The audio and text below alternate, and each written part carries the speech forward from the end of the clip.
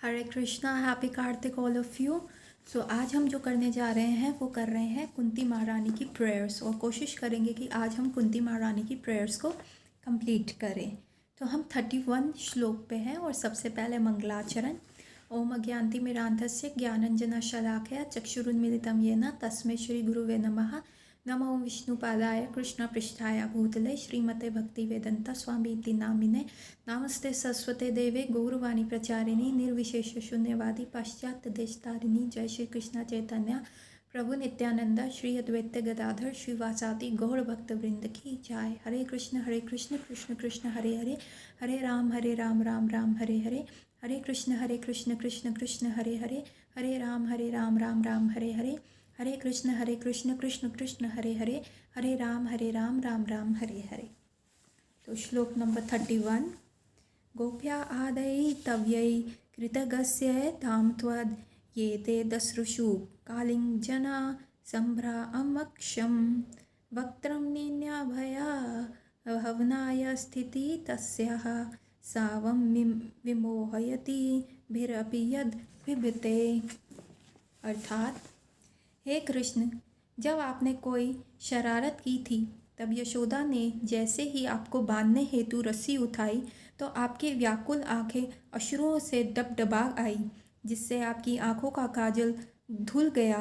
यद्यपि आपसे साक्षात काल भी भयभीत रहता है, फिर भी आप भयभीत हुए। ये दृश्य मुझे मनोग्रस्त करने वाला है। तात्पर्य श्रील प्रभुपाद द्वारा। श्रील प्रभुपाद की जय। यहाँ पे कुंती महारानी दामोदर लीला की बात कर रही हैं और ये दामोदर मंथ चल रहा है। तात्पर्य, यहाँ पर परमेश्वर की लीलाओं से उत्पन्न होने वाले मोहों के एक अन्य प्रकार का वर्णन किया जा रहा है। परम भगवान तो सभी परिस्थितियों में सर्वपरि हैं, जैसे कि इसकी व्याख्या की जा चुकी है। यहाँ पर श्री भगवान का सर्वपरि होने का एक विशिष्ट उदाहरण है और साथ ही साथ वे अपने शुद्ध भक्तों के साथ क्रीड़ा भी करते हैं। श्री भगवान का शुद्ध भक्त अनन्य प्रेम के कारण ही श्री भगवान की सेवा करता है, और ऐसी भक्तिमय सेवा करते हुए वह परमेश्वर के पद को भूल जाता है। मतलब हम भगवान को भूल जाते हैं कि वो एक्चुअल में भगवान है। तो इधर भगवान भी अपनी भगवत्ता भूल जाते हैं और भक्त भी जो है वो भूल जाते हैं कि ये भगवान है। परम भगवान भक्तों की प्रेममयी सेवा का स्वीकार अधिक चाव से करते हैं। जब वह सेवा स्वतः स्फूर्त शुद्ध स्नेह से की जाती है, ना कि पूज्य भाव से या प्रशंसा भाव से, मतलब अब विधि विधान से नहीं, मतलब एक स्नेह, मतलब एक स्पॉन्टेनियस लव चाहिए। सामान्य रूप से श्री भगवान अपने भक्तों द्वारा आदर की दृष्टि से पूजे जाते हैं, लेकिन श्री भगवान भक्त से तब विशेष प्रसन्न होते हैं जब वह शुद्ध प्रेम तथा स्नेह व श्री भगवान को अपने से कम महत्वपूर्ण समझता है। श्री भगवान के मूल धाम गोलका वृंदावन में श्री भगवान की समस्त लीलाओं का आदान प्रदान इसी मनोभाव से होता है। भगवान श्री कृष्ण के मित्र उन्हें अपने ही जैसा एक मानते हैं, वह उन्हें आदरणीय नहीं मानते। श्री भगवान के माता पिता जो सभी शुद्ध भक्त होते हैं, उन्हें मात्र एक बालक मानते हैं। श्री भगवान अपने माता पिता की प्रताड़नाओं को वैदिक स्तोत्रों द्वारा की गई स्तुतियों से बढ़कर आनंददायी मानता है। इसी प्रकार वह अपनी प्रेमिकाओं के उल्हाना को वैदिक स्त्रोतों की अपेक्षा अधिक रुचि से सुनते हैं। जब भगवान श्री कृष्ण इस भौतिक संसार में मूल गोलक वृंदावन के दिव्य जगत की नित्य लीलाओं को जन सामान्य के आकर्षण के लिए प्रकट करने के निमित्त उपस्थित थे, तो उन्होंने अपनी पालक माता यशोदा के समक्ष विलक्षण विनीत भाव प्रकट किया। वे अपनी बालोचित क्रीड़ाओं से यशोदा माता द्वारा एकत्र करे रखे गए माखन की मटकी तोड़कर उसका सारा माखन बर्बाद कर देते हैं और उसे वृंदावन के प्रसिद्ध बंदरों सहित अपने मित्रों तथा संगियों में बांट दिया करते थे, और वह सब श्री भगवान की उस उदारता का लाभ उठाते थे। माता यशोदा ने ये देखा तो शुद्ध प्रेमवश उन्होंने इस दिव्य बालक को दंड देने का दिखावा किया। उन्होंने रस्सी लेकर श्री भगवान को धमकाया कि वह उन्हें बांध देगी, जिस प्रकार की सामान्य घरों में किया जाता है। माता यशोदा के हाथ में रस्सी देखकर श्री भगवान अपने सर नीचे करके सामान्य बालक की तरह रोने लगे और उनके अश्रु से उनका सुंदर आंखों में लगा काजल धुलकर गालों पर ढुलक पड़ा।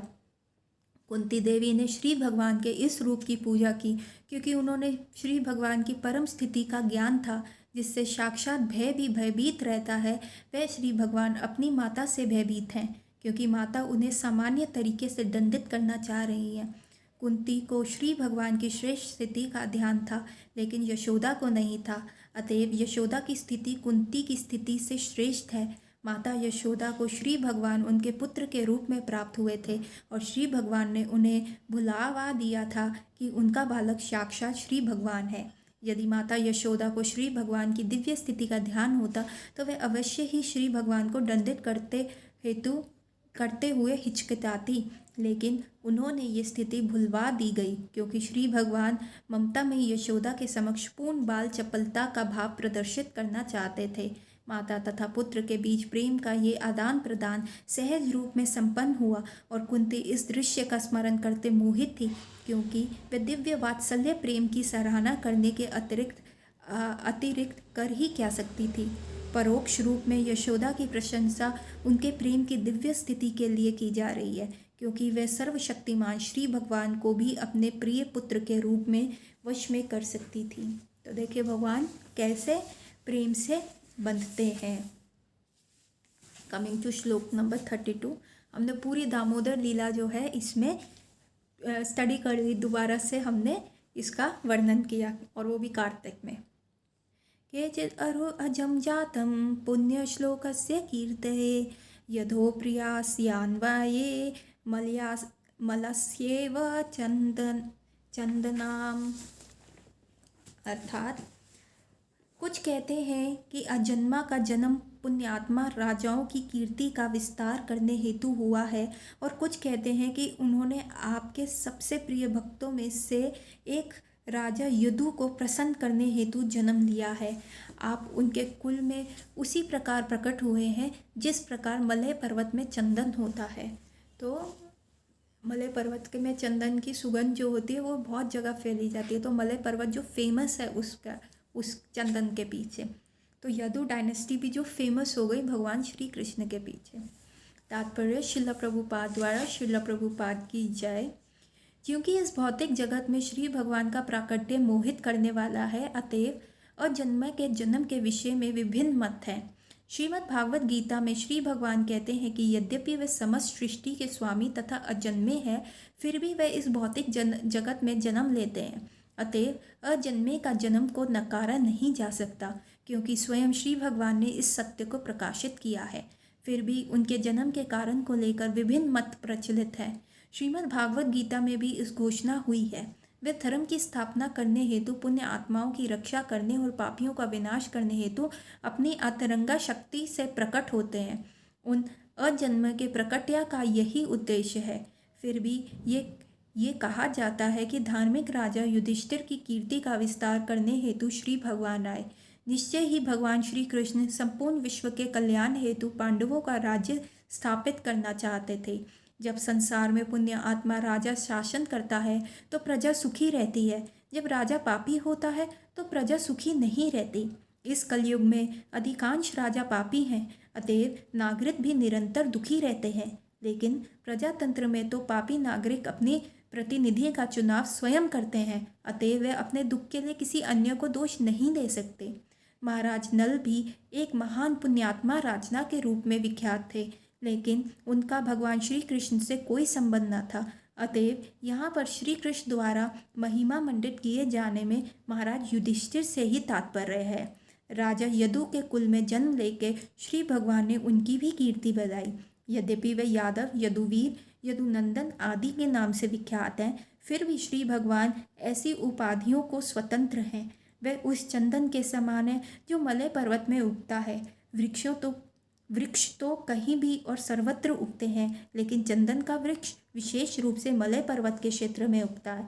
इसलिए चंदन तथा मलय पर्वत का नाम परस्पर जुड़ा हुआ है। अतएव निष्कर्ष ये निकलता है कि श्री भगवान सूर्य के समान सदैव अजन्मा हैं, फिर भी वे उसी प्रकार प्रकट होते हैं जिस प्रकार सूर्य पूर्वी क्षितिज पे उदय होता है।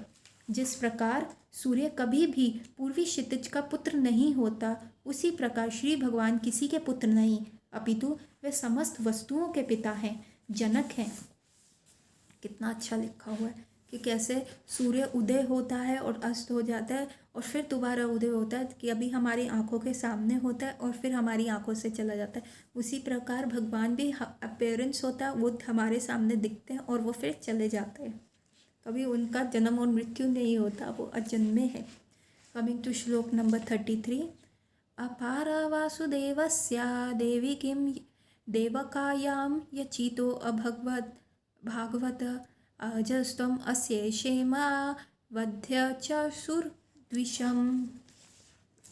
सुरदिशम। अर्थात अन्य लोग कहते हैं कि चूंकि वासुदेव तथा देवकी दोनों ने आपके लिए प्रार्थना की थी, अतएव आप उनके पुत्र रूप में जन्मे हैं। निसंदेह आप अजन्मे हैं, फिर भी आप देवताओं का कल्याण करने तथा उनसे ईर्ष्या करने वाले असुरों को मारने हेतु जन्म लेते हैं। तात्पर्य श्रील प्रभुपाद द्वारा श्रील प्रभुपाद की जाए। ये भी कहा जाता है कि श्री भगवान को पुत्र रूप में प्राप्त करने हेतु वासुदेव तथा देवकी ने अपने पूर्व जन्म में सुतपा तथा पृश्नि के रूप में कठोर तपस्या की थी। इसके फलस्वरूप श्री भगवान उनके पुत्र रूप में प्रकट हुए।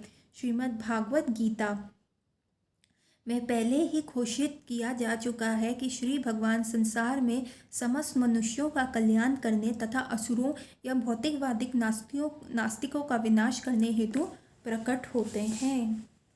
कमिंग टू श्लोक नंबर 34। भारवताराण्यन्ये भुवे नाव इवोधहे सिद्धत्या भूरि भरेना जातो है आत्म भुवर्तिथा। अर्थात दूसरे कहते हैं कि जब यह संसार बाहर से बोझिल समुद्र नाव की तरह अत्यधिक पीड़ित हो उठा तथा आपके पुत्र ब्रह्मा ने प्रार्थना की, तो आप कष्ट का शमन करने हेतु अवतरित हुए। तात्पर्य श्रील प्रभुपाद द्वारा श्रील प्रभुपाद की जाए। सृष्टि के बाद सर्वप्रथम उत्पन्न हुए ब्रह्मा प्रथम जीव हैं तथा श्री नारायण के प्रत्यक्ष पुत्र हैं। गर्भोदक्षाय विष्णु के रूप में श्री नारायण सर्वप्रथम भौतिक ब्रह्मांड में प्रविष्ट हुए। आध्यात्मिक संपर्क के बिना पदार्थ से सृष्टि नहीं हो सकती। इस सिद्धांत का पालन सृष्टि के प्रारंभ से ही किया जाता रहा है। परमात्मा ब्रह्मांड में प्रवेश कर गए और भगवान श्री विष्णु की दिव्य नाभि से अंकुरित हुए कमल पुष्प में प्रथम जीव ब्रह्मा का जन्म हुआ। इसलिए श्री विष्णु पद्मनाभ कहलाते हैं। ब्रह्मा आत्मभू कहलाते हैं क्योंकि उनका जन्म माता लक्ष्मी से संपर्क के बिना साक्षात अपने पिता से हुआ।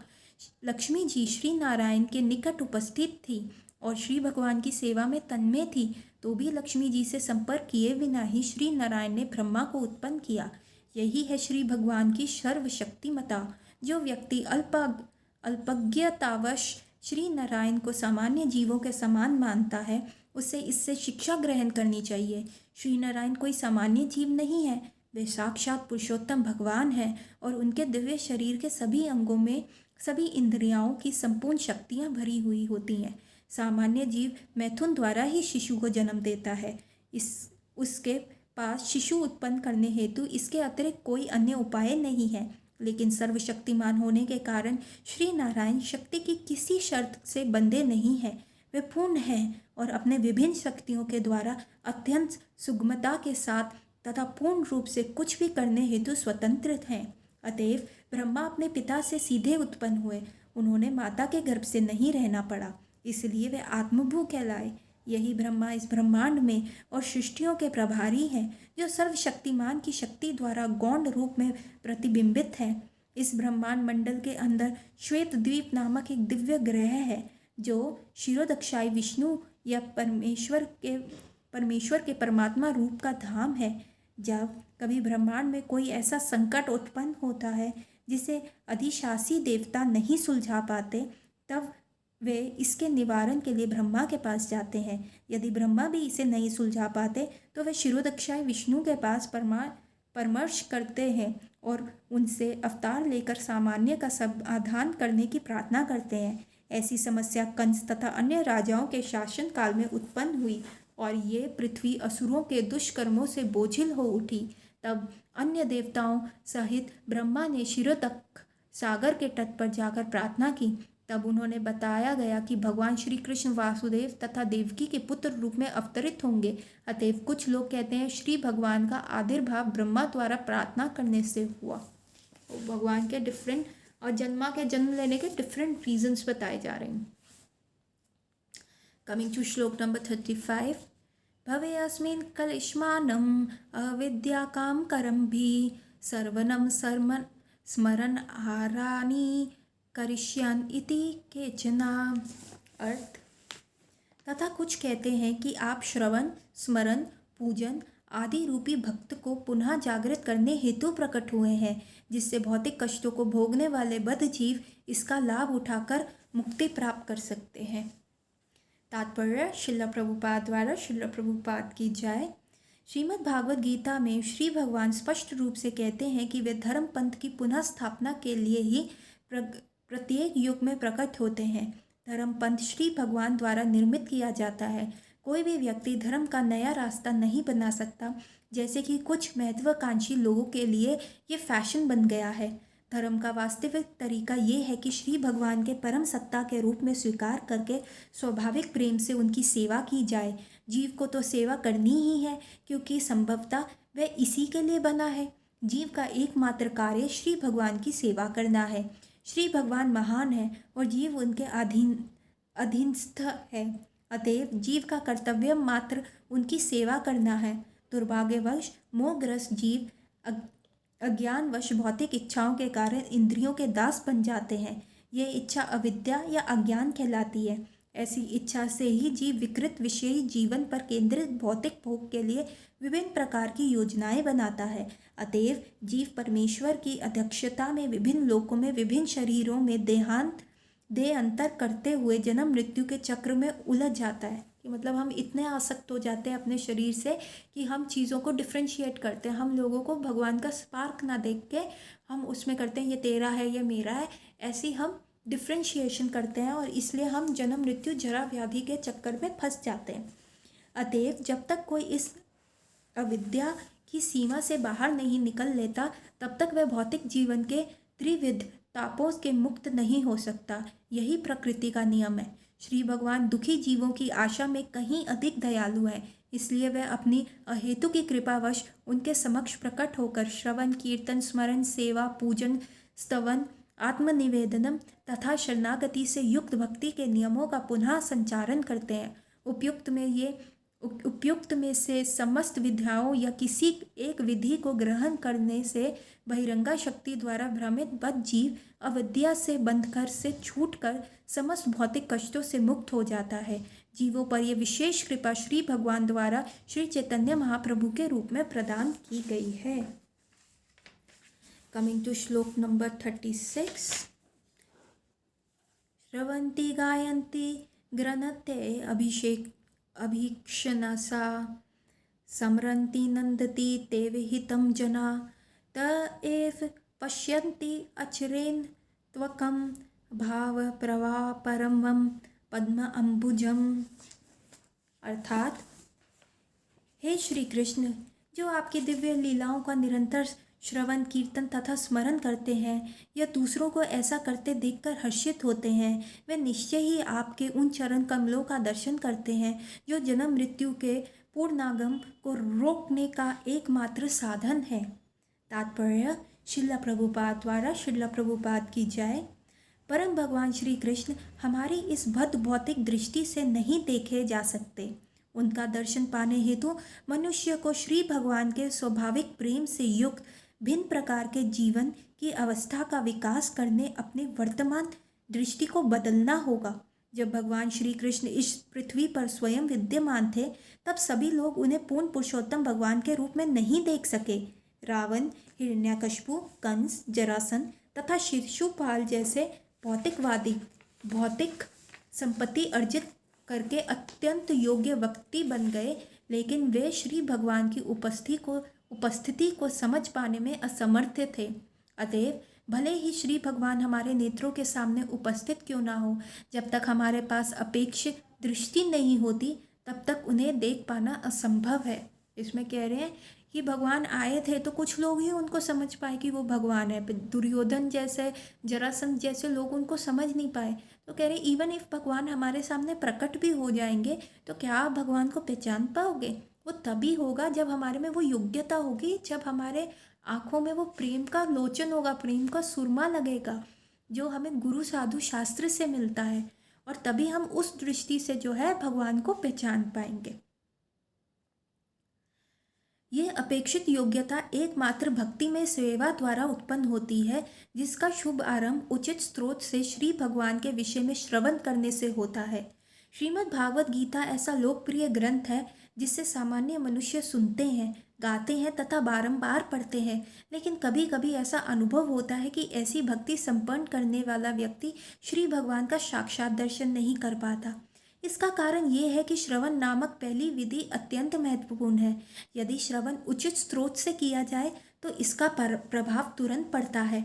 सामान्यतः लोग अंधीकृत व्यक्तियों से श्रवण करते हैं।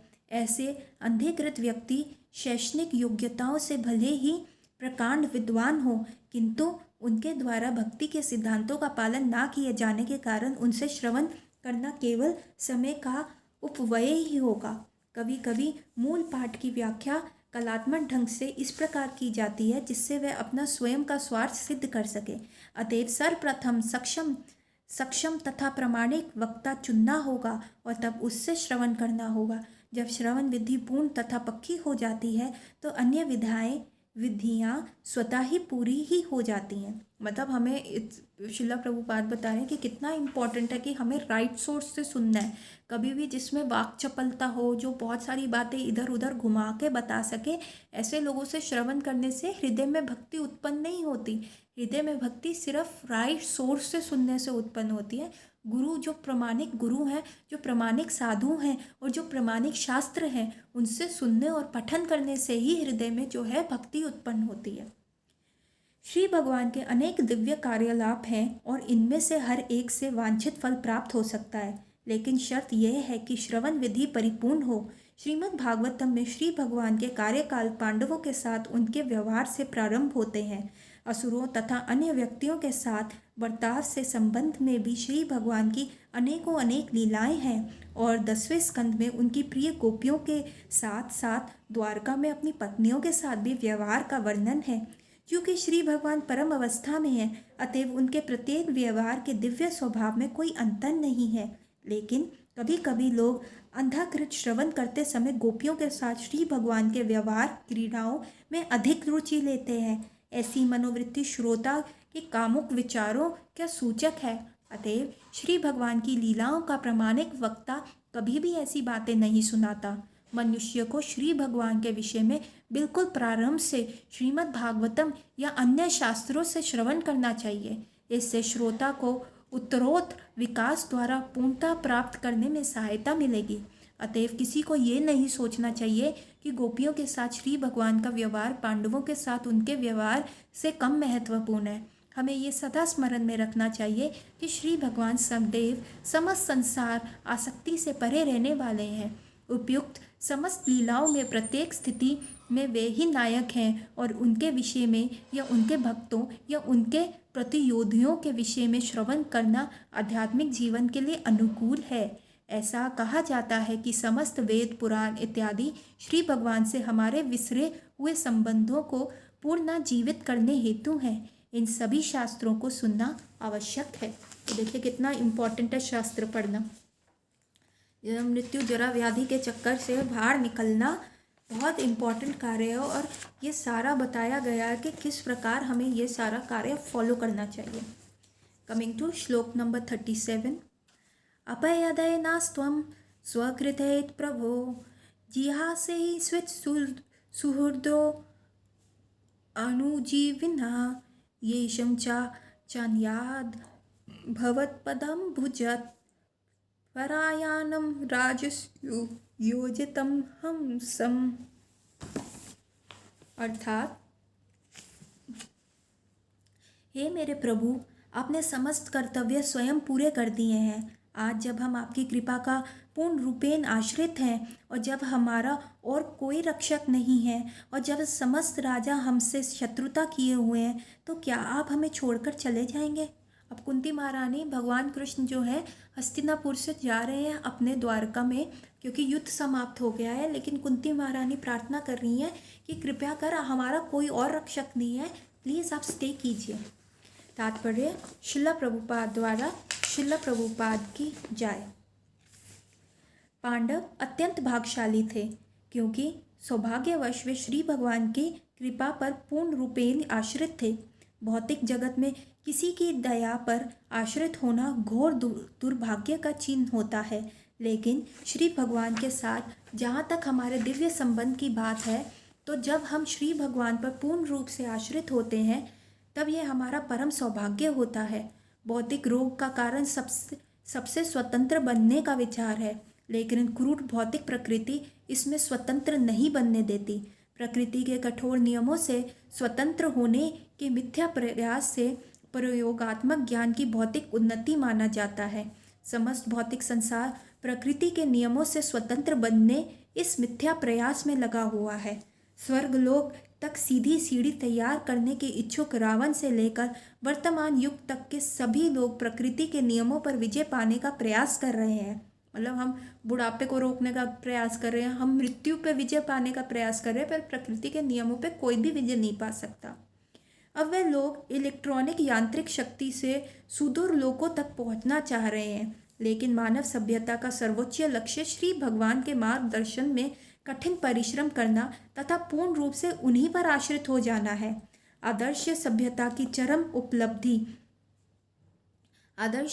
चरम उपलब्धि वीरतापूर्वक कार्य करते हुए श्री भगवान पर पूर्ण रूप से आश्रित रहना है। पांडव सभ्यता के इस मानक के आदर्श पालक थे। निसंदेह वे भगवान श्री कृष्ण की सदिच्छा पर पूर्ण रूप से आश्रित थे, लेकिन वे श्री भगवान पर आश्रित रहने वाले आलसी परिजीवियों जैसे ना थे। वे सभी व्यक्तिगत चरित्र तथा शारीरिक कार्यों में परम योग्य थे, तो भी वे श्री भगवान की कृपा पर निर्भर रहते थे, क्योंकि वे जानते थे कि प्रत्येक जीव स्वाभाविक रूप से ही आश्रित हस्ती है। मतलब हम किसी ना किसी, we are a social animal ना, हम किसी ना किसी पे आश्रित तो रहेंगे। और वैसे ही पांडव श्री भगवान के ऊपर, श्री कृष्ण के ऊपर भी आश्रित थे, लेकिन वो आश्रित ऐसे नहीं थे कि वो अपने आलस का, भैया हाँ पास करा देंगे, हम पढ़े नहीं, भगवान तो है, ऐसे आश्रित नहीं थे। वो बल के साथ कार्य करते थे, जो उनसे कहा जाता था, जो उनका कर्म था वो करते थे, पर फल की चिंता किए बिना वो पूरा फल जो है श्री भगवान के ऊपर आश्रित हो जाते थे। अतएव जीवन की सफलता इसी में है कि भौतिक जगत में झूठी ही स्वतंत्रता होने के बजाय परमेश्वर की इच्छा पर आश्रित रहा जाए। जो लोग झूठे की श्री भगवान से स्वतंत्र रहना चाहते हैं, वह अनाथ कहलाते हैं, जिसका अर्थ ये है कि उनका कोई संरक्षण नहीं है। किंतु जो भव इच्छा पर पूर्ण रूप से आश्रित रहते हैं, वे सनाथ कहलाते हैं, अर्थात उनका कोई न कोई संरक्षक है। अतएव हमें सदैव सनाथ बनने का प्रयत्न करना चाहिए, जिससे कि हम इस भौतिक अस्तित्व की प्रतिकूल परिस्थितियों से सुरक्षित रह सकें। ब्रह्म भौतिक प्रकृति की भ्रमक शक्ति के कारण हम ये भूल जाते हैं कि जीवन की भौतिक दशा अत्यंत अवांछनीय उलझन है। अतएव श्रीमद् भागवत गीता हमें निर्देश करती है कि अनेक जन्मों के बाद ही कोई भाग्यशाली व्यक्ति इस तथ्य को जान सकता है कि भगवान श्री वासुदेव की सर्वोसर्वा है और पूर्ण रूप से भगवान के शरणागत होना ही जीवन जीने का सर्वश्रेष्ठ विधि है। यही एक महात्मा का लक्षण होता है। पांडव परिवार के सभी सदस्य गृहस्थ जीवन में महात्मा थे। महाराज युधिष्ठिर इन महात्माओं में अग्रणी थे और महारानी कुंती देवी इनकी माता थी। अतएव श्रीमद् भागवत गीता तथा स्मरण पुराण और उनमें से विशेष रूप से श्रीमद् भागवत पुराण की शिक्षाएं अनिवार्य हैं। पांडव महात्माओं के इतिहास से जुड़ी हुई है। उनके लिए श्री भगवान विछोर वैसे ही है जैसे मछली का जल से विलग होना। अतएव कुंती देवी को ऐसा विछोह प्रजापात सदृश प्रतीत हुआ, इसलिए उनकी सारी प्रार्थनाएं श्री भगवान को अपने साथ रहने हेतु राजी करने का प्रयास है।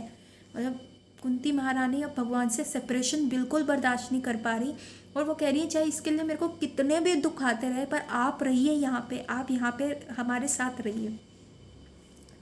कुरुक्षेत्र युद्ध के बाद यद्यपि सारे शत्रु राजा मारे जा चुके थे, लेकिन उन सबों के पुत्र तथा पौत्र पांडवों के निपटने हेतु अभी भी जीवित थे। ऐसा नहीं है कि पांडवों को ही ऐसी शत्रुता का सामना करना पड़ता हो, अपितु हम लोग भी सदा ऐसी स्थिति में रहते हैं। अतएव जीने हेतु सर्वोत्तम विधि यही है कि भगवत इच्छा पर आश्रित रहें और संसार की सभी आपदाओं को पार पाया जाए। कि मतलब हम भी शत्रुओं के बीच घिरे रहते हैं, हमारी भी परिस्थिति वैसी ही रहती है, तो हमें क्या करना है, भगवान पे आश्रित रहना है। किसी को और आश्रित होगे तो कोई भी आपको संभाल नहीं पाएगा, तो हमें श्री भगवान पे आश्रित रहना होता है।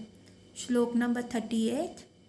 केवयं नाम रूपाभ्यम यदुभिसा पांडवा भवतो दर्शनम याहि ऋषिकेशम इविसितुहा। अर्थ, जिस प्रकार आत्मा के अदृश्य होते ही शरीर का नाम तथा यश समाप्त हो जाता है, उसी प्रकार यदि आप हमारे ऊपर कृपा दृष्टि नहीं करेंगे तो पांडवों तथा यदुओं सहित हमारा यश तथा हमारी गतिविधियां तुरंत ही नष्ट हो जाएंगी। तात्पर्य, श्रील प्रभुपाद द्वारा, श्रील प्रभुपाद की जय। कुंती देवी का पूर्ण रूप से ज्ञात है कि पांडवों का अस्तित्व एकमात्र भगवान श्री कृष्ण के कारण है। निसंदेह पांडव अपने नाम तथा ख्याति में पूर्ण रूप से प्रतिष्ठित थे और धर्मात्मा महाराज युधिष्ठिर द्वारा उनका मार्गदर्शन हो रहा था। निसंदेह यदुगुण घनिष्ठ मित्र थे, लेकिन भगवान श्री कृष्ण के मार्गदर्शन के बिना उन सबको कोई अस्तित्व नहीं था। जिस प्रकार चेतना के बिना शरीर की सभी इंद्रियां व्यर्थ रहती हैं, किसी को भी परमेश्वर की कृपा द्वारा मार्गदर्शन प्राप्त किए बिना अपनी प्रतिष्ठा, शक्ति तथा यश का गर्व नहीं होना चाहिए। जीव सदैव आश्रित है और अंतिम आश्रितदाता श्री भगवान स्वयं ही है। अतः भले ही हम अपने भौतिक ज्ञान की उन्नति द्वारा कितने ही भौतिक साधन रूपी उपचार क्यों न जुटा लें, लेकिन श्री भगवान के मार्गदर्शन बिना ऐसे सभी आविष्कार, चाहे वे कितने भी प्रबल एवं प्रभावशाली क्यों ना हो, निष्फल हो जाएंगे। मतलब भगवान को सेंटर में रख के चलिए। श्लोक नंबर 39।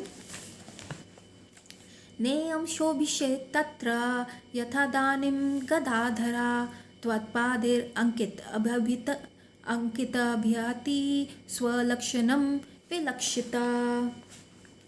तो कुंती महारानी कह रही है, हे गदाधर श्री कृष्ण, इस समय हमारे राज्य में आपके चरण चिन्हों की छाप पड़ी हुई है और इसके कारण ये सुंदर लगता है, लेकिन आपके चले जाने पर ये ऐसा नहीं रह जाएगा। तात्पर्य, श्रील प्रभुपाद द्वारा, श्रील प्रभुपाद की जय। श्री भगवान के चरणों में कुछ विशिष्ट चिन्ह होते हैं जिनके कारण वे अन्य व्यक्तियों से भिन्न हैं। श्री भगवान के चरण तलवे में ध्वज, व्रज, अंकुश, छत्र, कमल, चक्र आदि चिन्ह बने रहते हैं। जहाँ जहाँ श्री भगवान चलते हैं वहाँ की नरम भूमि की रज पर ये चिन्ह अंकित होते जाते हैं। अतएव जब भगवान श्री कृष्ण पांडवों के साथ रह रहे थे तो हस्तिनापुर की भूमि इस प्रकार से अंकित हो गई थी और इन शुभ चिन्हों के कारण पांडवों का राज्य फूला फला रहा था। कुंती देवी के इन विशिष्ट लक्षणों की ओर संकेत किया और वे श्री भगवान की अनुपस्थिति में दुर्भाग्य के प्रति भयातुर थी। भगवान के चरण कमलों की महत्ता बताई गई है यहाँ पे। कमिंग टू श्लोक नंबर 40। इमे जनापधा श्रद्धा सुपाका वसुधि विरुद्ध वान्द्री तद्य उद्वंतो हे इधन्ते तव वीक्षिता। अर्थात ये सभी नगर तथा ग्राम सब प्रकार से समृद्ध हो रहे हैं, क्योंकि जड़ी बूटियां तथा अन्नों की प्रचुरता है। वृक्ष फलों में लदे हैं, नदियां बह रही हैं, पर्वत खनिजों तथा समुद्र संपदा से भरे पड़े हैं और ये सब उन पर आपकी कृपा दृष्टि पड़ने से ही हुआ है। तात्पर्य, श्रील प्रभुपाद द्वारा, श्रील प्रभुपाद की जय। मानव संपन्न प्रकृति उपहारों से बढ़ती है, ना कि विशाल औद्योगिक उद्योगों से। वे विशाल औद्योगिक संस्था ईश्वर विहीन सभ्यता के प्रतिफल है और वे मानव जीवन के कल्याणकारी उद्देश्यों का विनाश करने वाले हैं। मनुष्य की प्रण शक्ति को निचोड़ देने वाले इन कष्टप्रद उद्योगों को जितना ही अधिक बढ़ाया जाएगा, जन सामान्य में उतनी ही अधिक असंतोष फैलेगा भले ही कुछ लोग इस शोषण द्वारा ठाट बाट से रह लें। अन्न, वनस्पतियाँ, फल, नदियाँ, रत्नों तथा खनिजों से पूर्ण पर्वत तथा मोतियों से भरे हुए समुद्र, ये सब प्रकृति वरदान है जिनकी पूर्ति परमेश्वर के आदेश से होती है और उनकी इच्छा के अनुसार ही प्रकृति उन्हें प्रचुर मात्रा में उत्पन्न करती है या कोई बार उनको रोक देती है। प्रकृति नियम है कि मनुष्य प्रकृति द्वारा दिए गए इन दिव्य वरदानों का लाभ उठाए तथा भौतिक प्रकृति पर प्रभुत्व जताने की शोषणकारी प्रवृत्ति छोड़कर संतोष धारण करके समृद्ध बने। अपनी भोगवादी लालसा से हम जितना अधिक प्रकृति का शोषण करने का प्रयास करेंगे, ऐसी शोषणकारी प्रवृत्तियों की प्रतिक्रिया द्वारा हम उतने ही अधिक उलझते जाएंगे। यदि हमारे पास प्रचुर मात्रा में अन्न, फल, साग, सब्जी तथा औषधियाँ हैं, तो फिर पशुवध केंद्र चलाना और निरीह पशुओं का वध करने की क्या ज़रूरत है? मनुष्य को पशुवध करने की आवश्यकता नहीं है यदि उसके पास खाने हेतु प्रचुर अन्न तथा साग सब्जियाँ उपलब्ध हैं। नदियों का बहता जल खेतों को उपजाऊ बनाता है। हमारी आवश्यकता से अधिक जल उपलब्ध है। पर्वतों में खनिज तथा समुद्र में रत्न प्राप्त होते हैं। यदि मानव समाज के पास प्रचुर अन्न, खनिज, रत्न, जल, दुग्ध इत्यादि हैं, तो फिर उसे कुछ लाचार मनुष्यों के परिश्रम के बल पर भयंकर औद्योगिक संस्थान के पीछे भागने की क्या आवश्यकता है? लेकिन ये सब प्रकृति उपहार भगवत कृपा पर निर्भर है। अतएव आवश्यकता इस बात की है कि हम श्री भगवान के नियमों के प्रति आज्ञाकारी बने और भक्ति में सेवा के द्वारा मनुष्य जीवन की पूर्णता प्राप्त करें। कुंती देवी द्वारा किए गए एक संकेत बिल्कुल सटीक है। वह चाहती हैं कि उन पर श्री भगवान की कृपा दृष्टि बनी रहे, जिससे प्रकृति संपन्न स्थापित रहे, प्रकृति संपदा स्थापित रहे। तो देखिए, भगवान पे जब हम आश्रित रहते हैं तभी हम फलते फूलते हैं। अदरवाइज ऐसे ही डिसीजेस, कोरोना जैसे डिसीज़ फैलते हैं या वॉर होने के चांसेस रहते हैं। कमिंग टू श्लोक नंबर 41। अथे विवेशा विश्वात्मा विश्वमूर्ते स्वकेशु में स्नेह पासम इमं छिंदे ध्रीहम पांडुसु विष्णुसु। अर्थात हे ब्रह्मांड के स्वामी, हे ब्रह्मांड की आत्मा, हे विश्वरूप, कृपा कर मेरे स्वजनों पांडवा तथा वृष्णों के प्रति मेरे स्नेह के बंधन को काट डालें। श्रीमती कुंती देवी कह रही है, अब मेरे को अपने पुत्रों के जितना भी मेरा स्नेह है और जितने भी वृष्णि की मैं बहन हूँ, वासुदेव की बहन हूँ, ये सारे जो मेरे भव बंधन, ये बंधन है ना, जो भौतिक बंधन है, इनको काट दें। अब तात्पर्य पढ़ते हैं श्रील प्रभुपाद द्वारा। श्रील प्रभुपाद की जय। श्री भगवान का शुद्ध भक्त श्री भगवान से अपने लिए कुछ भी मांगने से लज जाता है, लेकिन गृहस्थों को कभी कभी बाध्य होकर श्री भगवान से कुछ याचना करनी पड़ती है, क्योंकि वे पारिवारिक स्नेह की ग्रंथि से बंधे होते हैं। श्रीमती कुंती देवी को ये पता था, अतएव उन्होंने श्री भगवान से प्रार्थना की थी कि वह उनके स्वजनों पांडवों तथा वृष्णियों में प्रेम पाश को काट दे। पांडव उनके अपने पुत्र थे और वृष्णि उनके प्रति पितृकुल के सदस्य थे। भगवान श्री कृष्ण इन दोनों परिवारों के समान रूप से संबंधित थे। दोनों ही परिवार को श्री भगवान की सहायता की आवश्यकता थी, क्योंकि दोनों ही श्री भगवान के समर्पित भक्त थे।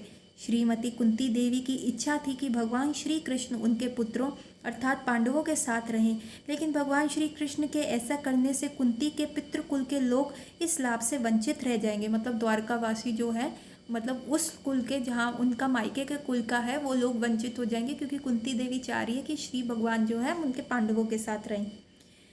ये सब पक्षपात कुंती के मन को दुख देने वाला था। अतएव उन्होंने इच्छा व्यक्त की कि यह स्नेह का बंधन विच्छिन्न हो जाए, कि वो ये कंफ्यूज हो गई कि मैं उनको कहूँ कि मेरे माता पिता के भाई के वहाँ रहो या मेरे बेटों के यहाँ रहो, तो ये पक्षपाती था। तो कुंती देवी ने कहा मेरा स्नेह ही कट जाए इन दोनों फैमिलीज से।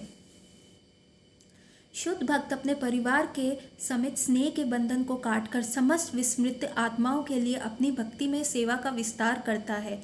इसके जीवंत उदाहरण षट गोस्वामी हैं, जिन्होंने भगवान श्री चैतन्य के पथ का अनुसरण किया। वे सभी अत्यंत प्रबुद्ध एवं सुसंस्कृत धनी स्वर्ण जातियों के, लेकिन जनसाधारण के कल्याण के लिए वे अपने अपने विश्रामदायक घरों को त्याग कर सन्यासी बन गए। समस्त पारिवारिक स्नेह को काटने का अर्थ है कार्य क्षेत्र को विस्तृत करना।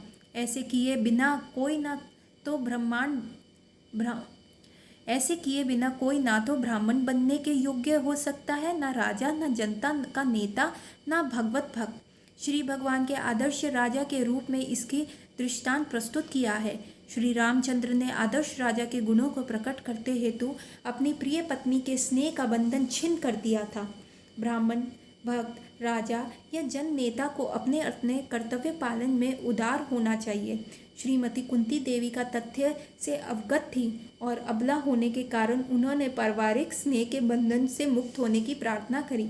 श्री भगवान को विशेष या विश्वेत आत्मा कहकर संबोधित किया गया है, जो पारिवारिक प्रेम की कठिन ग्रंथों को काटने में उनकी सर्वशक्ति क्षमता को बताने वाले हैं। इसलिए कभी कभी ऐसा अनुभव किया जाता है कि निर्बल भक्त के प्रति विशेष स्नेह के कारण श्री भगवान अपनी अपार शक्ति द्वारा नियोजित परिस्थितियों द्वारा पारिवारिक स्नेह को काट देता है। ऐसे करके वे भक्त को अपने ऊपर पूर्ण रूप से आश्रित बनाकर उन्हें भगवत धाम वापस जाने का मार्ग साफ कर देते हैं। तो यदि आपके रिलेशनशिप्स अच्छी नहीं चल रहे तो भी ये श्री भगवान की कृपा है, क्योंकि भगवान आपको हर प्रकार से अपने ऊपर आश्रित बना रहे हैं और आपके जो है गोलका का टिकट डेफिनेटली कट रहा है। कमिंग टू श्लोक नंबर 42। त्वयि में अन्य विषया मैत्री मधुपते आसक्त रतिम उद्वतत आधा गंगे वाघुम उदन्वती। अर्थात, हे मधुपति, जिस प्रकार गंगा नदी बिना किसी व्यवधान से समुद्र के सदैव समुद्र की ओर बहती है, उसी प्रकार मेरा आकर्षण अन्य किसी ओर न भटकर आपकी ओर निरंतर बना रहे। तो कुंती देवी कह रही है, मेरा जो लव है स्पॉन्टेनियसली आपकी तरफ जाए, जैसे गंगा जी स्पॉन्टेनियसली सागर की तरफ जाती हैं, उसी प्रकार से मेरा भी जो लव है वो आपके प्रति जाए। तात्पर्य श्रील प्रभुपाद द्वारा श्रील प्रभुपाद की जय। शुद्ध भक्ति में सेवा की पूर्णता तभी प्राप्ति होती है जब संपूर्ण ध्यान श्री भगवान की दिव्य प्रेममयी सेवाओं की ओर लगा रहता है। अन्य समस्त स्नेह बंधनों को काटने का अर्थ किसी दूसरे से स्नेह जैसे सूक्ष्म भावों का पूर्ण निषेध नहीं होता। ऐसा संभव नहीं है। चाहे कोई भी जीव क्यों ना हो, उसमें दूसरों के प्रति स्नेह की भावना होती है, क्योंकि ये जीवन का एक लक्षण है। इच्छा, क्रोध, लोभ, आकर्षण आदि जैसे जीवन के लक्षणों को विनिष्ट नहीं किया जा सकता, केवल इसके लक्ष्य को बदलना होता है। मतलब इच्छा, क्रोध और कुछ भी आपके डिज़ायर्स हो तो आपको भौतिक डिज़ायर्स से चेंज करके आपको आध्यात्मिक डिज़ायर्स करने चाहिए। तो आप ये डिज़ायर्स ख़त्म नहीं होंगे, बस आपको अपना लक्ष्य बदलना है। भौतिक लक्ष्य से बड़ा घर, बड़ी गाड़ी, ऐसे लक्ष्य से आपको भगवान के लक्ष्य की ओर जाना है कि हमें श्री भगवान की प्राप्ति हो। इच्छा को कभी नकारा नहीं जा सकता, लेकिन भक्ति योग से इच्छा को इंद्र तृप्ति के स्थान पर श्री भगवान की सेवा में लगाना होता है। परिवार, समाज, देश इत्यादि के प्रति तथा कथित स्नेह इंद्र तृप्ति की विभिन्न अवस्थाओं के सिवा अन्य कुछ नहीं है। जब इस इच्छा को श्री भगवान की संतुष्टि हेतु बदल दिया जाता है, तब ये भक्ति कहलाती है। श्रीमद् भागवत गीता में हम देख सकते हैं कि अर्जुन अपनी स्वयं की इच्छाओं से तुष्टि के लिए अपने भाइयों तथा संबंधियों से नहीं लड़ना चाह रहा था, लेकिन जब उसने श्री भगवान का संदेश अर्थात श्रीमद् भागवत गीता सुनी तो उसने अपना निर्णय बदल दिया और श्री भगवान की सेवा की।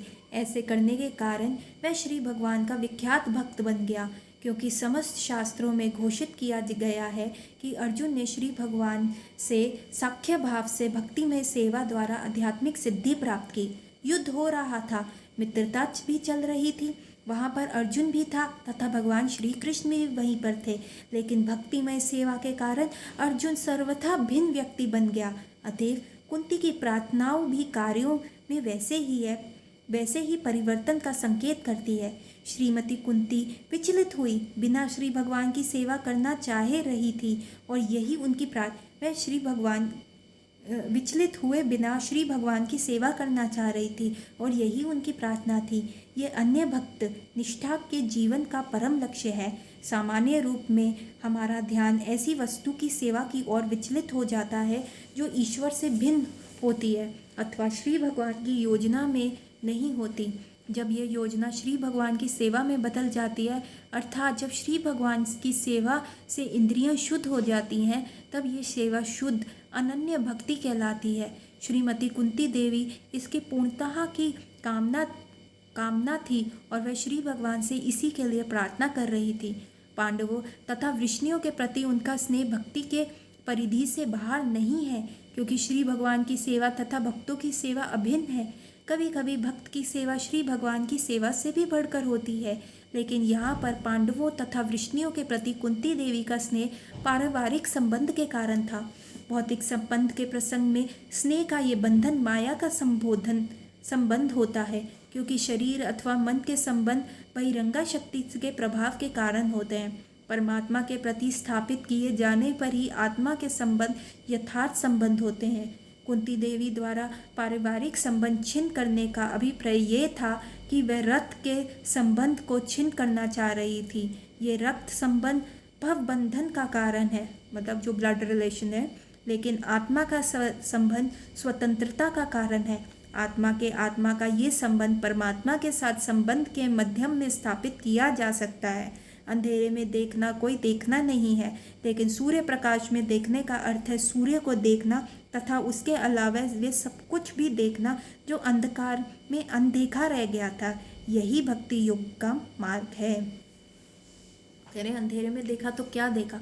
जब आप ये संबंध भौतिक संबंधों में ही उलझे रहे तो ये आपको बांध देंगे, ये जन्म मृत्यु के चक्कर में डाल देंगे। लेकिन जब आप भगवान से संबंध डेवलप कर लेते हो तो ये संबंध भी ऑटोमेटिकली आपके अच्छे हो जाते हैं, अपने आप बन जाते हैं। तो अंधकार मतलब ये जो भौतिक संबंध है उनको अंधकार से कंपेयर किया गया है कि अंधकार में रहोगे तो क्या देखोगे, लेकिन जब सूर्य का प्रकाश आता है तो आप सूर्य को भी देख पाओगे और बाकी सारे संबंधों को भी देख पाओगे, बाकी सारी चीज़ों को भी देख पाओगे। उसी प्रकार जिस प्रकार यदि आप भगवान सूर्य रूपी भगवान से संबंध बना लेते हैं तो हम भगवान को भी दर्शन कर पाएंगे और बाकी हमारे संबंध भी जो है सब ठीक हो जाएंगे। कमिंग टू श्लोक नंबर 43, जो कुंती स्तुति का लास्ट श्लोक है।